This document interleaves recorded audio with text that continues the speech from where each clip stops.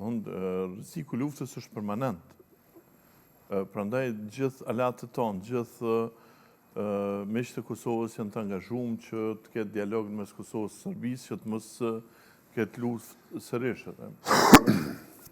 Vetëm ne kemi neglizhu këtë, po më neglizhojmë se menojmë që KFOR-i është aty edhe tash aty s'ja le pushka.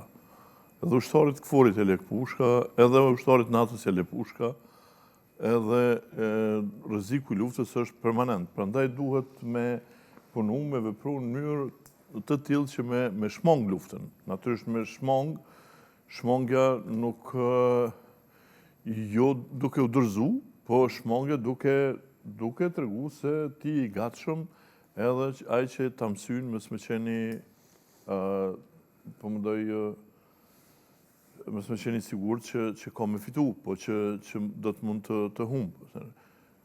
Që kjo nuk është asnjë gjë e re, është thjesht një retorike vjetruar, edhe na mund të presim që në çdo moment mundet me pas një sulm, e sidomos tani kur strukturat e dhunshme paralele të Serbisë janë larguar nga veriu i Kosovës, edhe ku nuk ka mundësi me shkaktu tërëzira të brendshme, edhe vetmja mënyrë për me stopu ndërkombëtarizimin e mëtejmë të Kosovës është me agresion ushtarak.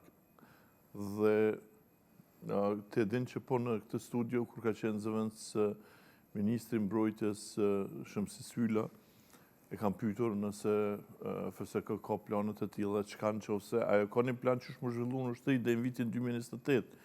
Mirë po, lufta mundet mos me prit vitin 2028, mundet me ndodhë edhe nesër, edhe ti s'mundesh me thonë pritni deri në vitin 2028 derisa të bëhemi në ushtri, se pastaj u kallëzojmë shefin.